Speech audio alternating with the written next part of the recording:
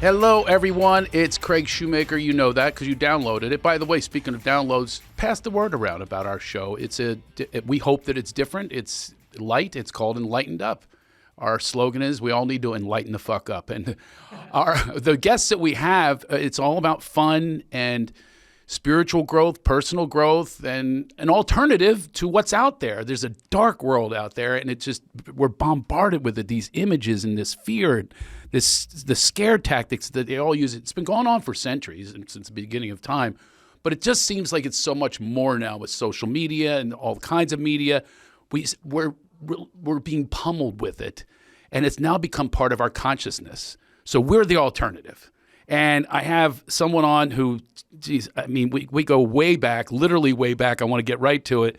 I'm going to give him a different introduction than he would normally get because we do have a personal relationship that started. Kenny Loggins, Kenny, I have to thank you right away because my whole career changed because of you. I mean, literally my whole... Hopefully for the better. I would definitely say for the better. What do you got? Need to hear this just a bit. Put up the headphones there, Gordon. We need more headphones. Just a touch more. The guy has been around a lot of monitors. Yeah, right. I'm not hearing. There it is. Thank you. My friend. And while you're at it, can I have a cup of coffee? My friend. Do you really want a cup of coffee? Yeah, I actually do. Get him a cup of coffee. We asked you that ahead of time. So Brian Johnson, my friend from AC/DC, actually lost his hearing from. I mean, you're doing Danger Zone and these rock tunes that must hurt your ears eventually, right? Yeah, you have to be very careful about how you approach your monitors. That's yeah. You have to have a good monitor. I worked with Hall & Oates on the road for a while, and Daryl has the loudest monitors on earth. Really? Yeah, and it's like you can hear nothing but his voice, which is huge. Yeah, Mike McDonald also had the loud monitors. That's interesting. I would wear the in-ear monitors. I would wear the in-ears and turn them off so that I could stand anywhere near him. That's so funny. That leads to a question I have for you. We're going to go all over the place with this. I want to get back to my gratitude, but I just called Oates yesterday to ask him, what's the inside word? I literally left him this message on why Kenny Loggins is not in the Rock and Roll Hall of Fame. I was asking him he hasn't called me back yet. Yeah, because he doesn't know. He doesn't know the answer to that? No, we don't really know. There's no way. There's certain people, I don't even want to name them, that are in there with like 2 hits. You have like 900 hits. And so what's your theory on it? It's like now it's pissing me off. I want to make some campaign, some protest. Well, I probably shouldn't say this. You probably shouldn't say the reason. The reason, but I heard political. I heard years ago that Jan Winter said no way would Loggins and Messina ever get into the Hall of Fame, and I think that that included me. Well, it must have because you're not in, and yet you've had this huge solo career after Loggins and Messina. Yeah. So when did you guys? I'm not sure that's true. I just heard that. Yeah, well, it could be. There's a lot of... All signs point to yes, as the 8-ball used to say. I'm trying to get to the bottom of it because I know, by the way, they campaigned, for instance, Cheap Trick. Mm-hmm. I watched that. Rob Bartlett is a comedian. He also... Maybe you need the comedian, me and Chris Titus, who also used to open for you. Yep. Maybe we should lead the campaign. I guess. I don't know. Maybe they'll listen to us outside of the music business. You know, I've had to reconcile it by just not giving a shit. That's true. Yeah. By the way, so you don't really. There must be part of you that, and we all have that. You got a little bit of envy. You go, why that person? You know, I see castings and I go, why them, not me, and all that kind of stuff. You must have a little bit of that. I'm not sure if it's a political issue that I haven't just been willing to play some game that I'm not aware of. That is. You know, I'm not in the Songwriter Hall of Fame either, which is more surprising to me. That's ridiculous. I'm going to make a call on that one on your behalf. Okay. Would you please? I want to be your agent. I'm really good friends with Paul Williams. Just introduce yourself as my mother. Paul Williams. My very first day on tour, I met your mom in the airport, by the way. Uh-huh. I think she was from Seattle. And we both met. That and I didn't know who you were really when I was opening for you. And then when you started with these hits, I'm going, I know this guy. My God, he's got 9 every single song. I'm going, I know these songs. That still happens. I'll play a show, and people will come up to me after the show. We were talking about the meet and greet line, and they'll go, I didn't know you wrote all those songs, or I didn't know you performed all those songs. It's like, yeah. And there's one after another. I guess I was the best kept secret in show business for a while. Well, you know, I'm going to tell you what I think. I'm going to give you all my theories. Hall of Fame, I'll give you my theory is not rock enough for them, right? Yeah, my Probably theory not on that. rock enough. But Hall of Fame was built on this whole Elvis Presley kind of persona. Sure. It's the James Dean Rebel Without a Cause Yeah. that was the anti-establishment stance of the early rockers. And then rock evolved into that sort of James Taylor era, and I came through during that time. Yeah. Where Danny's song, is very much an acoustic, obviously an acoustic. Sure. Folky. Well, there was that era, Cat Stevens, Harry Chapin, Yeah. and all of those. I think very, very few of the artists from that era actually morphed into the Hall of Fame. Well, Cat Stevens did. Yeah. As whatever his new name is. I forget what it is. But, yeah, he's in. And by the way, understandably so, he's really great. Great artist. Did you have influences that you said, wow, that's a career that I want? Yeah, very much so, because when I was starting, Danny's song was written for my brother Danny, and it captured the collective imagination. And I realized that if I write really introspective things in that style and really let myself get into whatever the feeling was, I could continue to capture that audience. And so I started to cultivate that part of my writing more, and that was really Paul Simon and McCartney and Lennon McCartney in many cases. Sure. Songs that, like Bridge Over Troubled Waters, for example, which is anthemic. Yeah. That's the kind of song where you really hit a nerve. Yeah. And that's what you wanted to do. You So set that's that what intention for yourself. Right. You're young 20s and you're going, this is what I want to do. Right. And I want to follow, because they were like the trailblazers of that. Joan Baez and even Bob Dylan. Joni Mitchell. Joni Mitchell. I mean, Carole King. Yeah, and the more insightful. By the way, the best music ever. We have to say this was the era of the best music, wouldn't you say? I mean, this is like.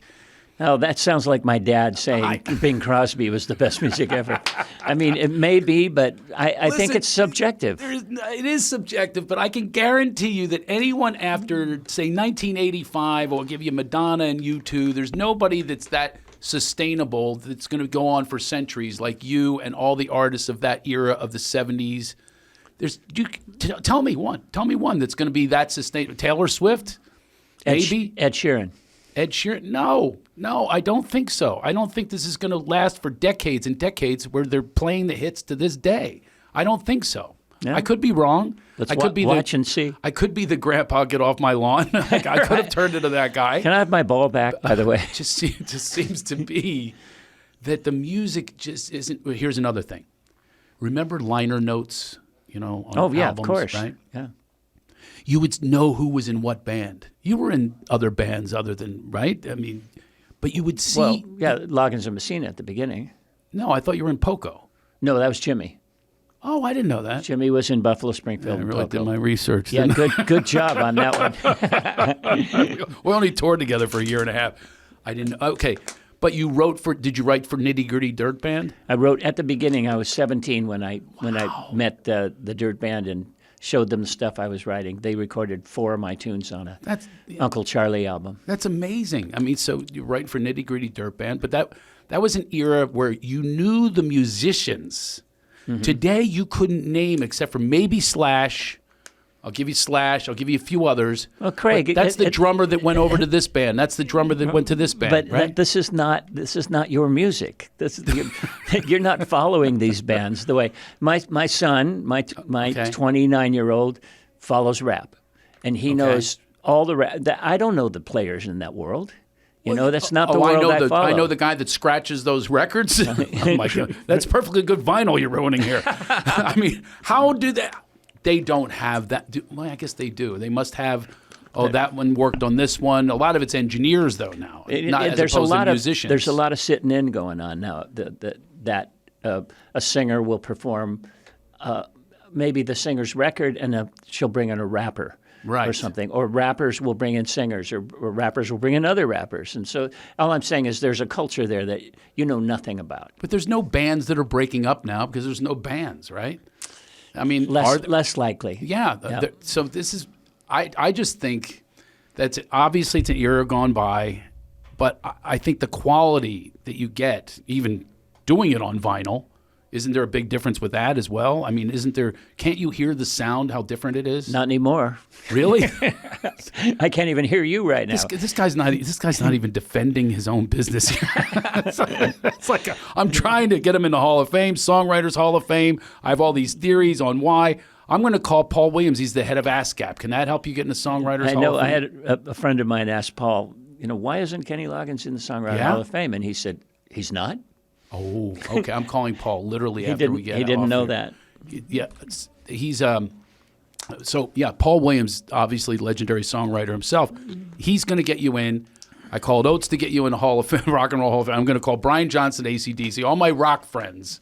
But you were the first. Let me see. Yeah, you're my first rock friend or music friend because we toured together. Peter Pomerantz, our friend Peter, was your travel agent, right? Saw my act, and he said, they're looking for a comedian because Chris Titus had done it the year before. Right. And I was so afraid. And then when I heard the stories of how they tortured Chris Titus, who was like 19. They did horrible things. I wasn't in on that. I know you weren't, but your crew was. So then they went after me, but I think they saw right away that I'm from Philly and I'm not going to take that. So the very first time on stage, Chris Titus looked like Opie. Yes, he did. He was so young when he opened for you. I remember running into him in an airport, and he literally looked like post-traumatic stress syndrome from working on your tour. But it wasn't you at all. No, I know, and he should have toured with Fleetwood Mac. They were much tougher. Oh. Not the band, the crew. Yeah, see, it's like I opened for Fleetwood Mac. You did? At the beginning of Rumors, and I went out for an entire year as their opening act, and that's really what broke my career. And it also realized other than you, of course. That's when you came to realize how nice you should be to your opening acts. Whereas the crew doesn't believe that. Yeah. The very first day, like you're in your dressing room. I don't even know you at the time. And the crew takes me, this one guy. Actually, he was from Caesar's Tahoe. And he says to me, he takes a flashlight and he puts it up on the clock and he goes, you go 1 second past 20 minutes and we will come with a hook. This is before I'm debuting on the tour. That could have been hilarious, though. Oh, something worse happened. Two things happened. This is opening night, so understand I'm opening for the great Kenny Loggins. We're about to maybe go on tour together, literally the Back to Avalon tour. Ah. It was a whole tour that was about to be set up, but you better do well. So we're already a little nervous. A little. So now someone hands me a note during my act that's going pretty well. And it said, you're really funny. This is what it says. You're really funny, but I thought you wanted to know your zipper's been down the entire time. And I had those Cavarici bulgy pants anyway. So that didn't go well, but I called attention to it. And then all of a sudden, I hear this, oh my God, they're trying to get me off. It turns out you have some sort of like a thing that was going off. Like it has to do with the keyboards. Like there was some electronic glitch. So glitches were happening. I'm going, oh my God, I'm bombing. They want me off right now. They said, then they apologized after that was not intentional. But then we end up touring together, and I have to tell you, I don't know if you experienced this on tour. As being the star, it is a little different experience. Yeah. Right. Yeah. I mean, you're treated differently. You go ahead of us. I mean, we're busing, you're planing, whatever it is. But a lot of times you were there as well. What is your thoughts about that when you go on tour? What's your experience like? To me, it was like summer camp, and it was really cool because I'm like you. I'm the headliner, normally as a comedian. Yeah. So I'm kind of like the star, but here I'm not. So it's like you're with the crew, and it's like summer camp. Well, what's it like for you being the owner of the camp, if you will? Well, traveling on like a bus tour. Yeah. I get to pick my bunk first. That's about it. I made a rule during the elections that no one would watch political stuff on the TV on the bus because we had divided allegiances. Wow. Divided political allegiances. That was going on back then. Yeah. Oh, jeez. And stuff like that. So, but really, there's not much difference. Yeah. We get in at 5 a.m, bleary-eyed, get off the bus and try to find our hotel room. I remember going through some hotel at 5 a.m, just lost in the hallways, thinking I was going to my room, but I was so asleep that I just walked and walked and walked. I remember running into you late at night in Memphis. Looking for a room? In Memphis, yes. We were looking for, and other things we were looking for. Oh, yeah. And we found a pool. And I broke into the pool. Oh, that's right. That was an underground pool. Indoor It was like pool. The secret. I was wondering if that was you. That was me. I think there were guests. We had guests along. We had guests, and we said, where are we going to go? And both of us ended up in this underground pool. I found you wandering in the lobby. I said, Kenny, come on. So we ended up down there. But that's what's really like. See, I understand comedians. Have you ever written a song about a woman? Do you have any songs like? Oh yeah, of course. Tell me one that like a hit that I would know. Like there's Sarah Smile from Hall & Oates. What do you have that's like your top women song, like it's about someone? God, that's a good question. I mean, the ones There I has wrote, to be. the ones I wrote were early on. I don't think I ever actually had a hit about a woman. That's so surprising. Yeah, 'Cause most do. Danger Zone probably was was about a woman. Well, it is flying into the danger zone. Yeah, it can be. In the Kelly McGillis's Danger Zone. Is that really what it's about, by the way? No. Okay. You could have run with that one. I could have, yeah. The whole flying that, it's No, very I phallic, the plane and all that. Shot it down. Yeah, shot it down. So what I noticed on tour with you is like the women, it's crazy how much women love. And there was always hot women in the front rows. I think it was, You were there in the right era. I remember going. I was backstage with Jeff Bouchard. You remember Jeff? Yeah. And he was backstage, and this was like 10 years ago. And he said, God, Kenny, you used to have the most beautiful audience. Whatever happened to them? I said, that's them. They're just grown up. Right. I went to a concert once with B-52s, and you know how they have that song Rock Lobster, and the whole audience goes down, down, down. Literally, they couldn't get back up, up, up. And they couldn't go down as far either. Right. Their audience ages. But I noticed with your audience, Al Silfen, I believe, would pass out passes. He would go to the back of the place, find hot women, and give the passes to. So I learned that trick from you or from him. Oh, Because you want attractive people, light-hearted. In the front. In the front. It gets you going. It kind of hits your loins, right? Makes you perform better. So to speak, yeah. Right. Right. Isn't that true? I mean, this is a theory that a lot of musicians have. Yeah, I have a story around that idea. Yeah. I just finished my memoirs yesterday. We just shipped in the manuscript to the publisher. And one of the stories was that during my divorce with the second wife, I was having a rough time of it. And so I stacked my show with songs that would speak to me and would be more to sort of, the word is minister to yourself. Like conviction to the heart. Well, like I had a song that I wrote with Mac McDonald years later called It's About Time. And the chorus was just, if it's about life, if it's about love, if it's about something, it's about time we get started. And the lyric was, the opening of the song was, I shed my skin and set aside this self-made darkness to walk on into the light. I'm sick of this prison I've been calling my life. I finally found out that the gates of hell are locked from the inside. And so I used that song to open my show with, even though people didn't know it, because it was on the It's About Time album, which I ended up making myself. Sure. And so I had all the songs in the show were songs that ministered to me, but I go out for this opening number, and I'm singing the song. The audience doesn't know it, which is very difficult for an audience to hear a new song as an opening number. Sure. And I'm normally feeling like this connection right off the top, and I'm feeling that this is not working this time. What's going on? And so my fallback was, because you were referring to it in the old days, my fallback was to find a beautiful girl, make that connection, and then build out from there. Yeah. And so that I can sort of go to square one and make some kind of get through that invisible wall. Yeah. And I'm looking around and I'm not seeing anything that resembles a beautiful woman that I can sing to. No way.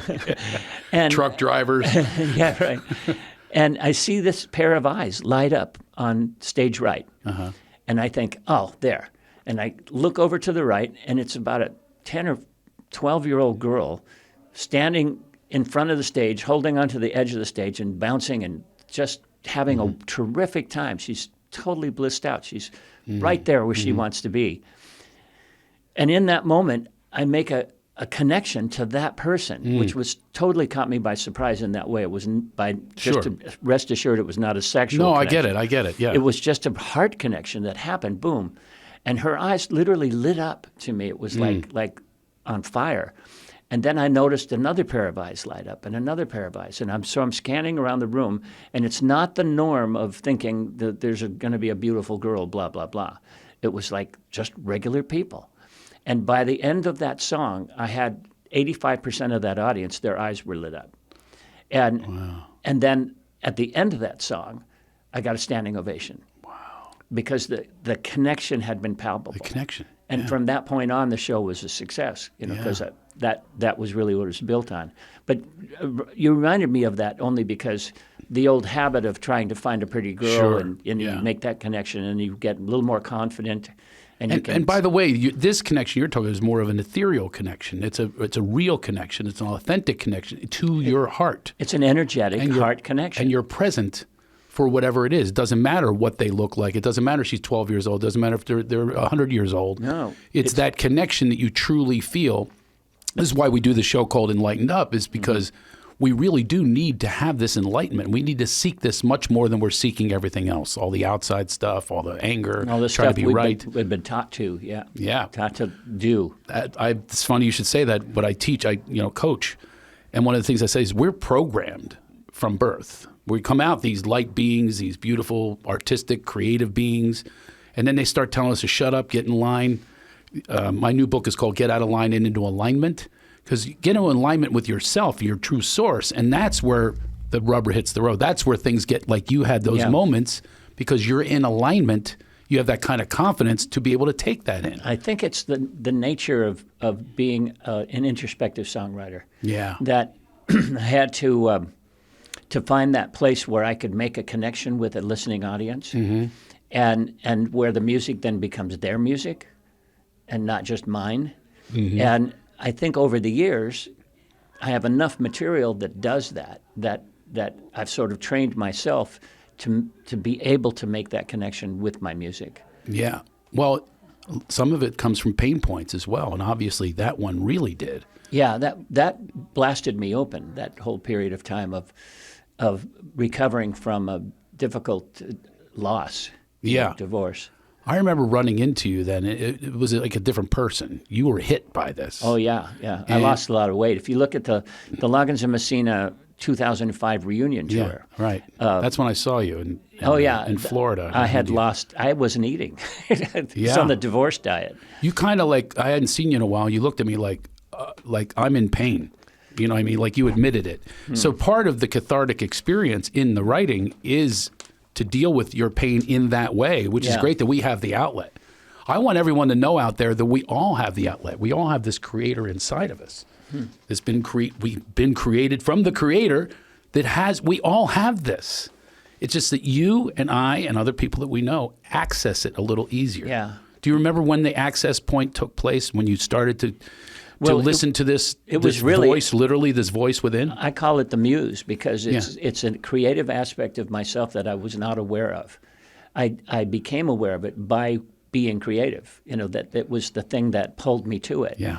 And so Danny's song was a song I wrote from my heart as a gift from my brother. Yeah. And then it suddenly becomes adopted by the audience as their song. And I know at the beginning when Columbia Records, I was on Columbia for many years, and they would write about a promotional piece about a new album. They would avoid saying personal because they didn't want to say this is a very personal record for Kenny Loggins, because then they thought people would go, oh, well, I don't care about that. I don't give a shit about, I don't want that. I want something that's more universal. But the greatest things are personal. That's the thing is. That's the BS that we're in this Hollywood business. They're handling the publicity without speaking to us, without understanding us, without connecting with us. There's nobody from the publicity department with lit up eyes. Right. They're lit with dollar signs, and they're thinking, which is the best access point to dollar signs? What do we think the people want to What do hear? they think they want? In the meantime, we know what they want, and they want truth. They want our truth. And exposing that truth is what they connect with on a whole other level, especially music. It's a shared energy. Yeah. When I can get into my own process, whatever that is, and really speak from my heart about what I'm perceiving, that's where we all come together, because we're all basically in this life together. Yeah. We're all going one. through the same shit. We're all one. That's the point of this show as well, or the point of my life, is let's get to be all one and not find our division points. Right. Not find the ways to be right and stuff. I have a curiosity. So I was coaching, mentoring your son who worked with me, your son Cody, and you came to a show that he did, and you saw me for the first time in years. I'm wondering, when you were watching me, did you think to yourself, this is what I think when I see musicians now. I never used to think this. Oh, we're very much alike.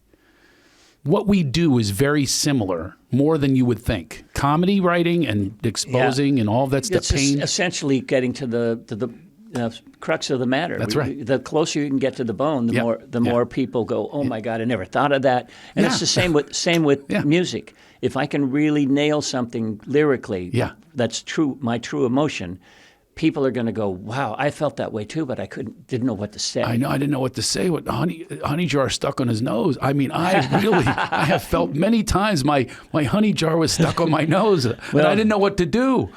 Well, that's why you're a very special person, Craig. But I mean, when you were watching, then we'll get to your son. When you were watching me, was there that connection? Did you feel like there was this, this guy's expressing himself for me, with me, we're all one? I have to admit, I wish I could go with you on this, but what I was really sitting there goes, this guy is way funnier than I remember. I thought, many people have said that. Right. Well, listen, I was a kid when I was opening for you, and I was doing like Pee Wee Herman getting a breast caught in the Wheel of Fortune. I mean, this is anything you could come up. But I remember the bit in Tahoe. The bit that got the funniest laugh was how cold the water was. Oh my God, that's remember right. that bit? I couldn't believe I had the, no pun intended, balls to do that bit because I thought I had to be clean. But that was what's great about your audience is they did accept me. Yeah. Going over on the edge. I didn't do the Love Master back then, but what I did do was I developed the Love Master on your tour. It's another thing I'm grateful to because I hung out with everyone doing these characters. Another character I did on the Best of reel, they did it like a reel where everybody made fun of each other. I did this character, this old guy talked like this. I said, Kenny Loggins. And he did this whole thing that he used to tour with you. And he's the only survivor. So whatever happened to Kenny Loggins? He choked on a vitamin. He couldn't stop doing them vitamins. But put in there, he choked on it on poor Kenny. We tried to revive him. We couldn't get that damn vitamin out. So in honor of that, by the way, I just, at the last second, I have a new vitamin sponsor.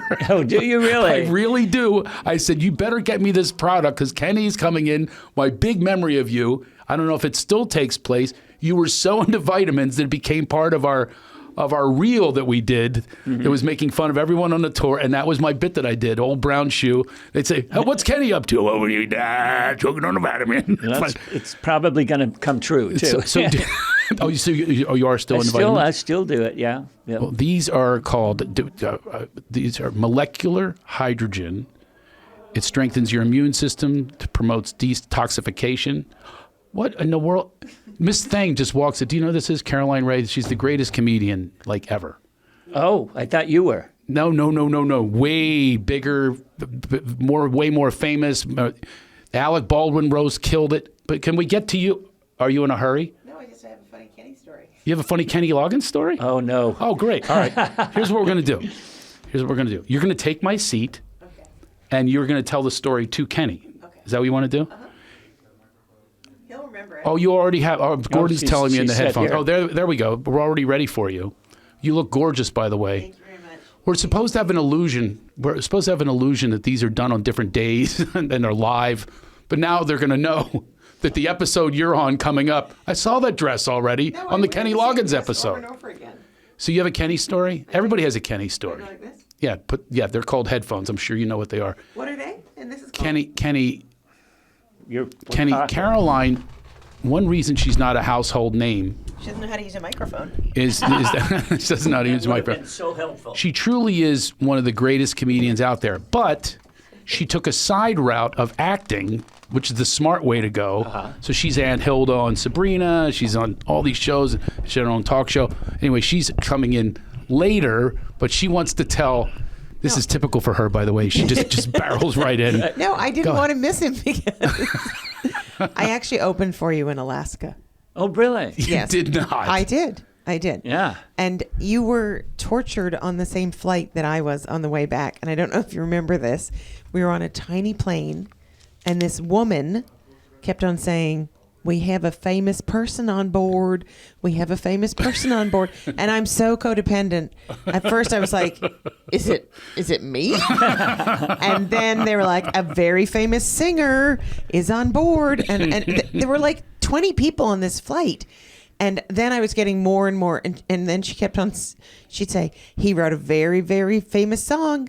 Daddy's song." I'm like, Danny, it's Danny. It's not Daddy, it's Danny. And then I literally almost broke into song just so that she would not continue to torture you. And then she's like, "Hey, we're on a plane in the danger zone." I'm like, "Oh my God, you have to stop. There's only 20 of us on the plane. This is so awful."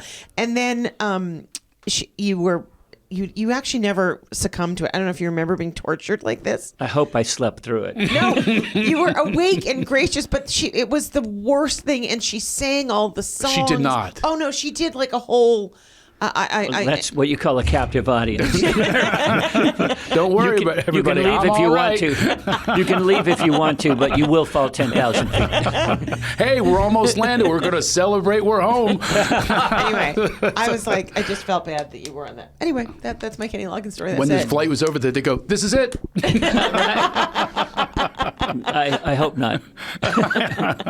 Do you remember that crazy trip to Alaska? No. There's Of not a course, shot that he not a remembers. shot, no. Not a shot. No. Okay, well then I'll quickly and briefly say that you are literally.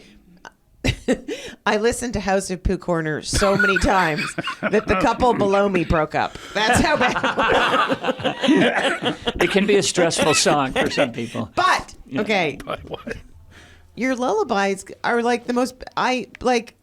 With my daughter, your lullaby album was it. Yeah, thank you. It's the most beautiful. Maybe you should do the interview. I know nothing about the lullaby No, album. the lullaby album, and when you sing, the way you sing the Rainbow Connection, and then you say He does that song too? Yes, and when you sing Paul this Williams, by the particular way. one, Yeah, I know. Yeah. when you did that particular song, like "Have You Been Half Asleep?" When you've just had a baby and you sing that particular song, and you're already Kenny Loggins, you're already in my head from every song. it makes you weep. So that's it. I'm going to go back into the other room now and have potato chips and pretend. I make it's her more weep than in a another whole day. other way. He does. Just knowing her. I made Paul Williams weep with that song. Really? Yeah, It's because such a because beautiful rendition. Thank you. I left the bridge out because I felt that it didn't need it, and instead I put an instrumental in that area, and so when I've talked to Paul, a few months later, whereas his co-writer on that song sent me a note and said that's the best version I've ever heard of our song. And a lot of versions of it too. Yeah, because originally it was a Kermit the Frog song. Of course. And Kermit would go, "What's so amazing that keeps us stargazing?" And I didn't think that was a very pop move. So I changed it melodically there. Yeah. But Paul said, "So, Kenny, thanks. Why'd you leave the bridge out?" Yeah. I said, "Well, I didn't like it. What's that little? Maybe that's why I'm not in the Hall of Fame." Oh, he's not in the Songwriters Hall of Fame. What? I swear to you, or Rock and How? Roll Hall of Fame. What are That's you crazy. talking about? Is that nuts? All right, look. All What? you have to do is tell Campaign Joe over here, and he'll get you in the Hall of Fame. That's so funny you should say that. I literally called John Oates yesterday from Hall & Oates, and I'm calling Paul Williams as soon as we're done. He's going to take your spot because I'm going to talk to him on the phone. Okay, Hall & Oates. Have you ever been so in love you couldn't wait to go to sleep to dream about the one you wish was there beside you? That's a good Hall & Oates story. Maybe you know the answer to this, that Kenny doesn't know the answer to his own trivia question. Okay. I asked him. Sagittarius? And I used, What are you? I used, she's really into birth signs. I said, "Have you ever written a song about a woman?" He goes, "Of course I have." And I said, "Well, which one?" So maybe you know one because he couldn't name one of his own songs written about a female My point on, while you think about that, my point on that is, I know what it is. I just can't think of it. my point is that women love musicians way more than comedians, even though they say the number one thing they're looking for is a sense of humor. It's a bunch of crap. They're never in the front row throwing panties. Tell another joke about your minivan. You're making me moist. It doesn't happen. But they do think And to they also themselves, never say moist. It's a repulsive word, ever. So that's a terrible impression. she's always judging No, me. honest to She's God. always judging Moist me. is up She there. told me I can't even use the word master anymore. No. She's texting me, you can't use that word anymore. I said, I'm the love master, for God's sake. That'll screw me Wait, forever. I'm going to leave you, but what is that little tiny thing? Have you been half asleep? How does that one go? Have you been half asleep? Have you heard voices? I've heard them calling my name. Great song, great lyric. The way These are you great. sing it. That is a Was great- not how I just sang. You know, but you know what? But it did make me lactate, so you've still got the power in you. By the way, women don't use that word anymore. Okay? Yes, they do. I just and want you that's to the know. only time that's they a use the word disgusting moist word. is discussing. Lactation. Okay, it's Ever. a disgusting. It's never The lactation is a disgusting word. Okay, I am so offended right now. I can't even tell you. lactation. Really? Okay, now I'm going to lactate on command just to bother you. Shoot it across. Can you still do that?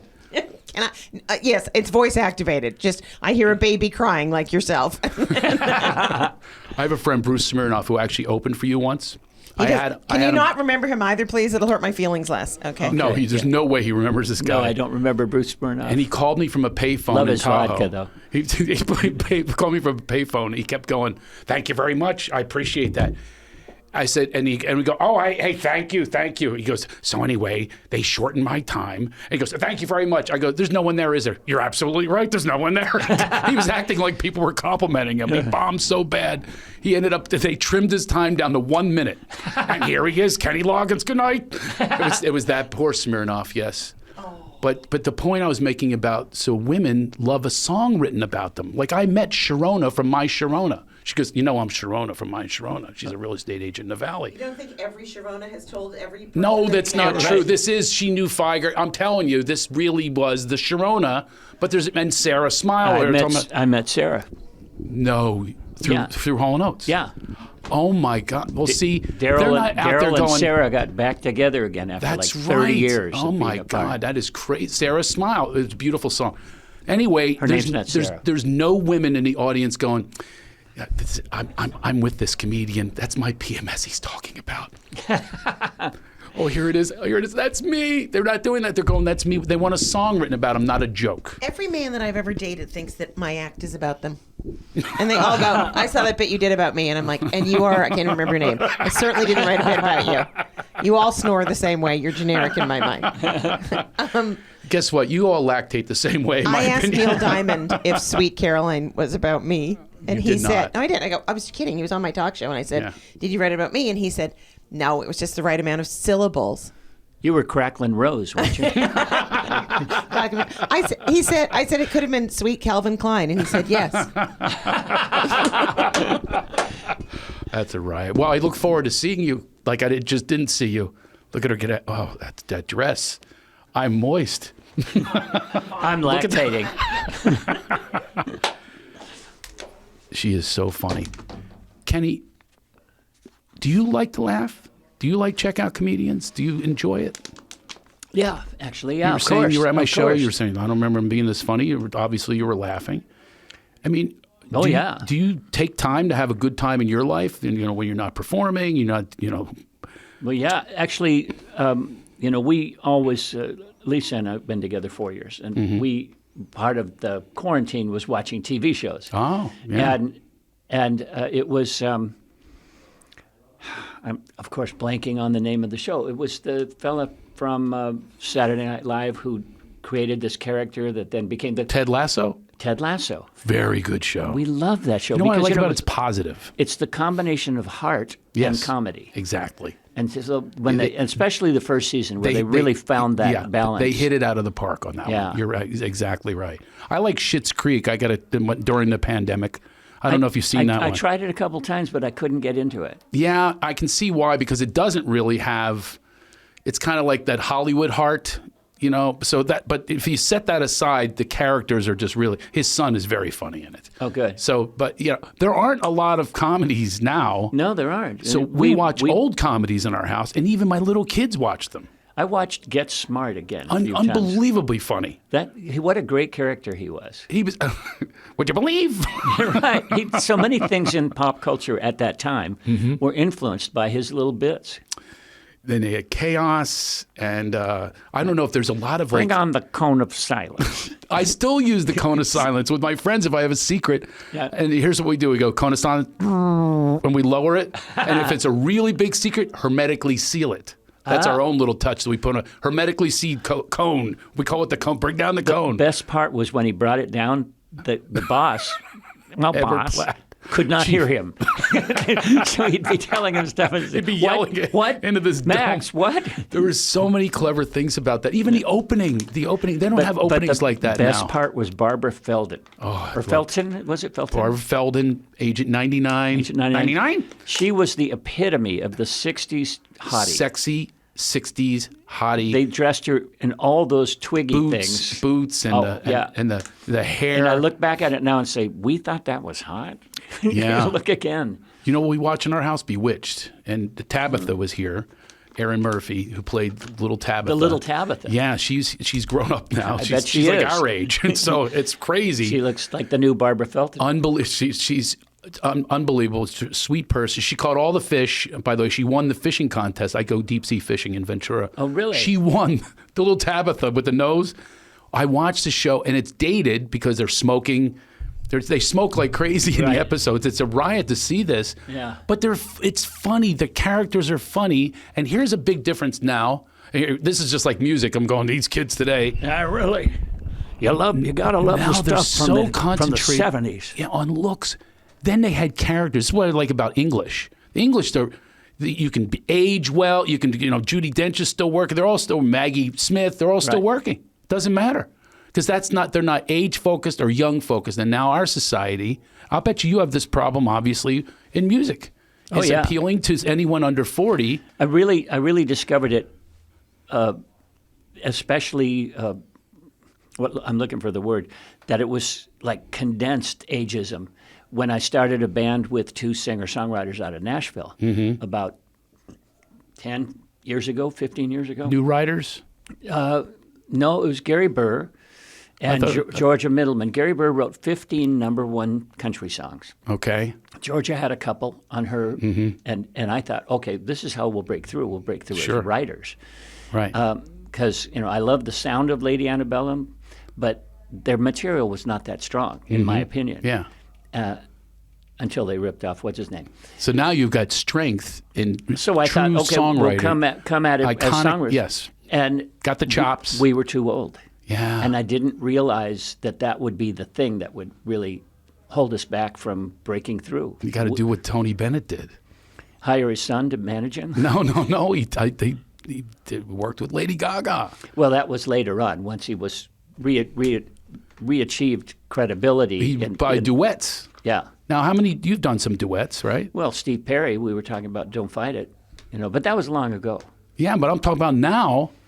That would be really cool. I did. I'm going to handle your career, Kenny. I'm already going to get you on The Masked Singer. I want you on there. You knew nothing about it. Right. I'm going to pair you with someone who's can you imagine you and Taylor Swift?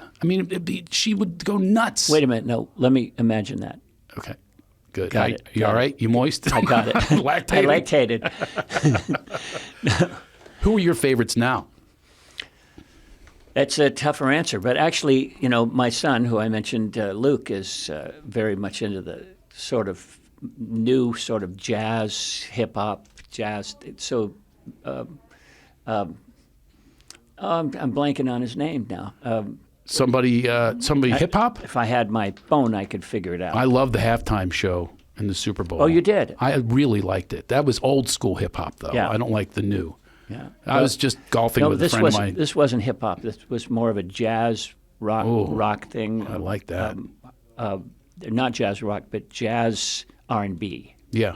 And it's, God, I can't. If I had my phone, which isn't it amazing? I'll bet you can remember 1988 more than you can remember a couple days ago. Yeah. That's the way it is with me. I'm locked into. I can tell you everything about our tour, including that it ended up. I want to hear your version of the story This is the words that I remember. Craig, we're opening on Broadway. I was very nervous. I love singing, and here I'm on Broadway. My mom came to the show and it had my name in lights with yours. I was like, opening for you. Big deal for me. I was a young kid. I was like, oh my God, I'm on Neil Broadway. Simon Theater. Neil Simon Theater. You were doing a whole week. Chinese restaurant. Craig, I'm freaking out. Trish is sick. Can you sing bass? That's what you said to me. And I go, yeah, footloose. Sure, Kenny. I can sing bass. No problem. You made me rehearse the bass line over dinner. And I don't know the bass lines because I know the songs, the melodies. But tell people how that works. It's like the bass line's different. Right? You're talking about the bass vocal or the bass vocal, not the bass guitar. No, I wasn't playing bass guitar. Craig, let me show you a couple chords here. No, this was like I had to go down deep because I'm a baritone at the time. I'm probably a bass now, but you know, I was totally fucking with you. You know that was. You were not fucking with me. No, there was no way I was going to pull the comedian in as the bass singer in the band. Whoa, wait a second. What were you on? What are you on that you don't? This is one of the greatest moments of my life. I'm going to tell you how it happened, and you are wrong about this. You're dead wrong. And I thank God you have bad memory because I'm going to be right on this because people were watching and going, oh, Kenny doesn't have a good memory. Craig does have a good memory. Kenny, you don't think I remember one of the greatest moments of my life? My friends came. They're drunk. They passed out in the front row. So you actually did sing? I'm whispering to them. I'm going, not funny, because they were heckling me. They're going, tell them about the time you pissed your pants in Miss Kimel's class. Going, not funny. I'm opening for Kenny Loggins on Broadway. Shut up. So they finally shut up, and then they passed out. I came out wearing sunglasses. You taught me the vocals on bass, and it's real quiet, and all of a sudden one of them wakes up and goes, yo, there's Shoe singing with Kenny Loggins. Do poo corner, asshole. I was the backup guy doing Triss's parts on the vocals that were the acoustic set. Well, it wasn't Triss's parts. Because it was Triss's parts. He was sick all week. Triss never sang on that song. He did on what song? On Footloose? No, not I was just doing that as a bit. No, he did not sing on Footloose. You did an acoustic. You stopped the show and basically did this sit down at the edge of the stage. Right. Right, with Guy, Steve, Wood, Guy Thomas, and and I was one of them for a week because he was sick all week. I was blowing on his chest by the end of the week going, this is fun. I hope you're still sick. He had a chest cold. But he's a drummer, so it didn't matter. And I can't believe you don't see. One of my greatest moments was apparently not one of yours. Well, what can I say? So you did say earlier ago, I would never have let you. You did let me. That's part of my gratitude. You not only let me, you invited me to be part of this group. And I was up there going, Winnie the Pooh. Well, that's because we were swimming together by then. That's true. We were swimming and hanging. You heard in my act I used to do the national anthem, and you knew I could sing. That's what it was. I think it's probably also because, not to burst your bubble, is because I thought it was funny. Oh my God. There's no way you would have done that. No, to bring you would think I would ruin your song. No, I knew you could sing. I knew you could sing because you sang in your show. Yeah. And so I thought, this will be funny. We'll bring the comedian into the show, and he'll sing of harmony, and everybody go, oh, my God, I didn't realize that Craig Shoemaker was a god. Well, I'm sure that was my thinking. That was your thought process back then. I'm sure it was. It was one of my greatest moments of my life. My mom was there. My mom loves Broadway. That's why I did it. I'm sure now he's just coming up with bullshit. Right. Sure, I did it because Hey, Craig, is your mom here tonight? So you want to be in the show? Come on up. My mom. Do you know anybody? Maybe your friends from Philly can come up and sing harmony. Oh, my God. Oh, it was horrible. These guys were heckling me. Have you ever had that happen in your career where old friends, from your childhood, come and give you shit? Yeah, they give you shit because they go, we knew them when, and they want to take you down a few pegs. Have you ever had to take it down a few pegs? No, I'm from Alhambra. And most of the people from Alhambra don't speak English. I thought you were from Seattle. Originally, I was born up there. Okay. But I was 7 when we came down. Yeah, that's a good little bit of childhood. But Alhambra that's the place you call. Yeah, people in Alhambra don't do what your friends in Philadelphia do. Well, Philadelphia. You're a lot more colorful background. I recall. Tell me if I'm wrong about this. Philly was not one of your favorite tour spots. I had difficulty in Philly. Okay, so yeah, it was not. It was the old W.C. Fields bit. I'd rather be here than in Philadelphia. Right in the grave. Yeah, in Philadelphia, it is a strange town, and they accept I had to go there with Hall & Oates. When I went there Oh, God. and opened for Hall & Oates and then went on stage and sang with Daryl, I think that helped. That helped my image. Oh yeah, he gives you the approval. Oh yeah, they were the Beatles in Philadelphia. When was this? How many? You're talking about early in the career? 70s? 20, 30 years ago, 20 years ago. It had to be 40 years ago because it's the 70s. Yeah, you know how the memory I changes. know, I got that it. whole thing. Because our thing was 30 years ago, in 1988 and 89. We were doing. No, this is definitely the 80s, the late 80s or maybe early 90s. Early You mean 90s. with them? Yeah, they were still God. Oh, they've always been.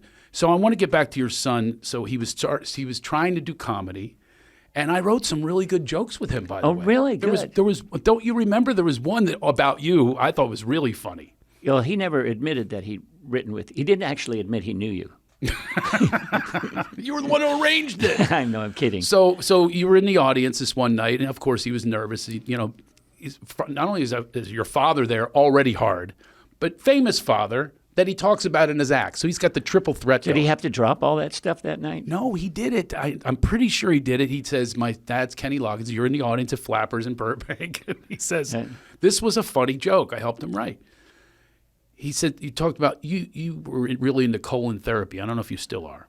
Colon therapy? Oh, yeah. Right? Yeah. Colonics? Not as much. Okay, but at the time, he said you imported this machine from Italy, and it looked like an espresso machine. It was an espresso machine.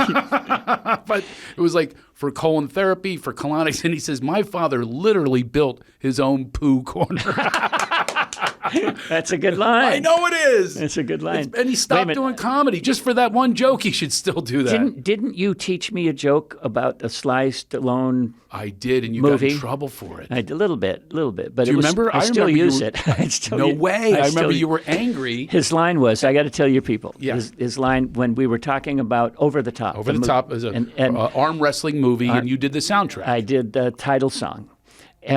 And your joke that you gave me that worked until Stallone was in the audience. That's what I remember. And you were mad at me because he was in the audience. You got mad at me. I said, you're the one doing the joke. You chose to do it with. Did you know he was in the audience? No. You're kidding me. No, he and his brother. It really did make fun of him. The joke was, you know you're in trouble when the you're in trouble when the song has more words in it than the movie. And I love the joke. Craig Shoemaker died right here on the air. I just had COVID. Lung cancer. Yeah, I still have a little lingering cough. Don't you remember that I taught you how to do an impression of him? That was the most insulting part. He called something like he called you up to do the lyrics, and you.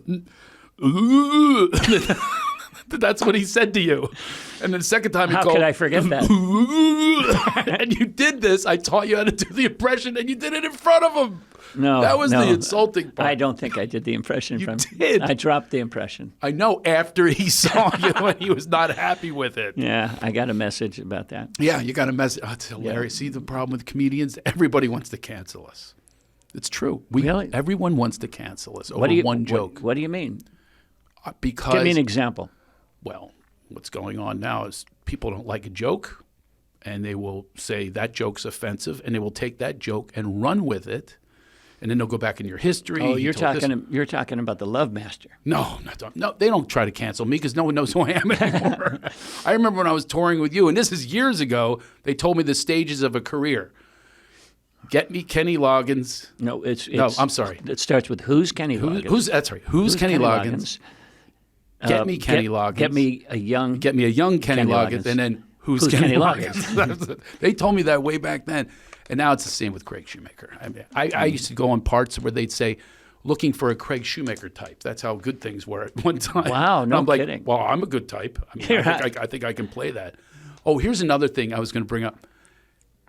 Do you know, you've heard this before, you are mistaken for Kenny Rogers? Well, or anyone with a beard. That's right. Yeah. But he's also Kenny. So the woman I told you that was here, and she DM'd you because she thought she met you a few weeks ago. Yeah. But she met my friend Dave who had a guitar. And she says, I can't believe Kenny Loggins drives a Honda Accord.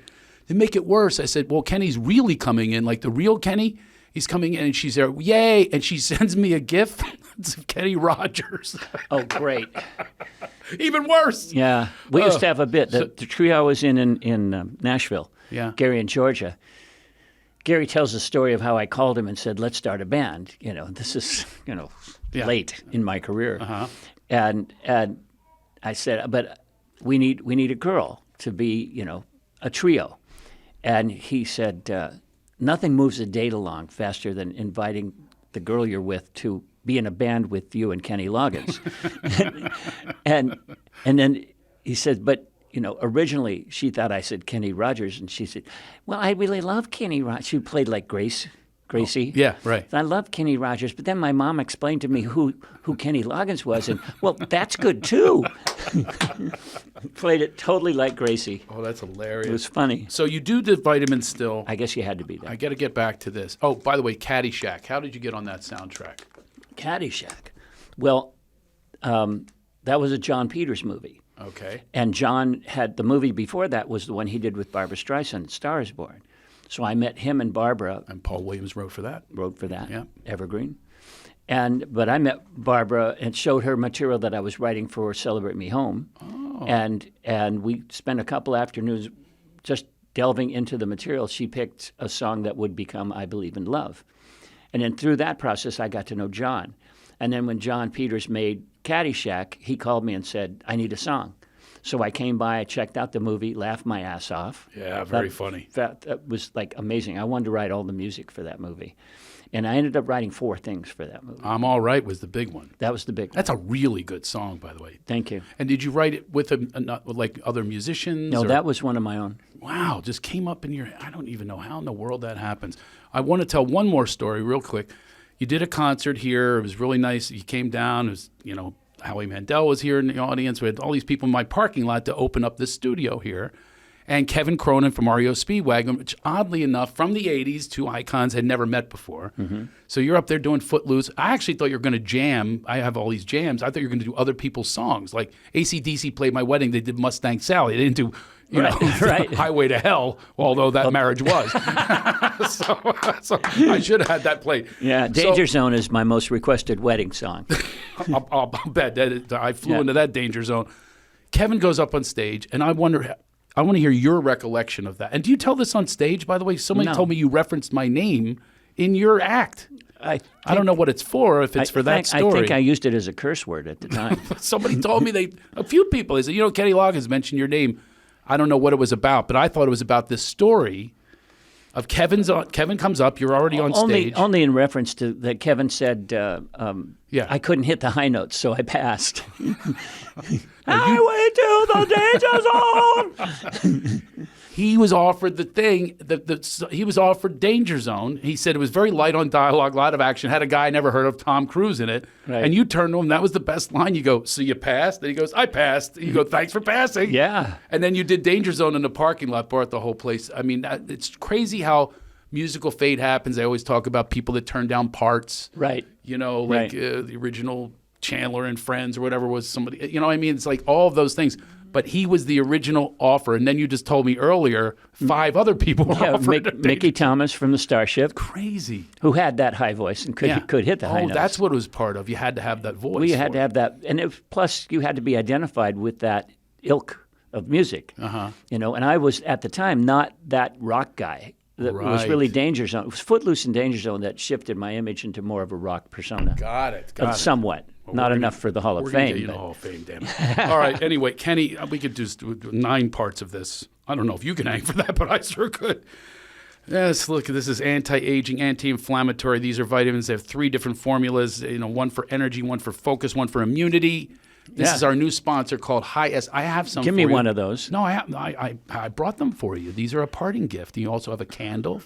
Those beautiful candles from Ethan Cole. That smells good. You got it going on in the bathroom. Phenomenal smells. Exactly. You'll never know what I did in there. Every sale, this goes to our charity. Maybe you were lactating. I don't know. Every one of these goes to Laughter Heals. We get a little cut. So it goes to charity. Although you're free, will not go to that. It'll make you feel good, make your pee yellow. Here you go, Kenny. Yeah, that's all yours. Thank you. And this makes a damn fine shaker.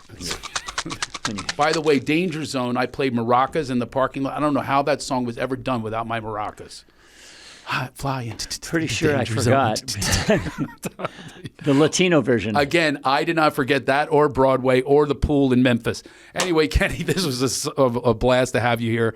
Tell us about your book real quick. Tell us about the book. It's coming out. It's coming out. It's called Still All Right, and it's just about out now. Wow. Well, when this airs, I'm going to save it for when it's out. Okay. So the book is out. It's actually #1 bestseller in the New York Times. I'm putting that out to the universe. Right. We're all one. That's what Kenny believes. It is all about enlightening up, right? Yeah. Your songs have been enlightening people for so long, connecting with people. Their eyes light up when you sing, and just your list of songs is so heartfelt and so much you and personal. You've shared it with the world, and I applaud you for it. It's been awesome having you here. Thank you. And I'm so grateful to everything you did for me to launch my career, which is nothing now, but still. If you hadn't been so sexist, you'd probably still be a star. Yeah, baby. Yeah, Caroline will be here next, and she'll tell me all about how sexist I am. Anyway, folks, I hope you had a great time here with the great Kenny Loggins. We have many shows. Please download us, share this with people, let people know that this is an alternative to everything that's out there, to the negativity you heard today. Even though he's a singer, we had a lot of laughs today with Kenny, because he also believes we need to all enlighten the fuck up. All right? I'll see you the next time. All right.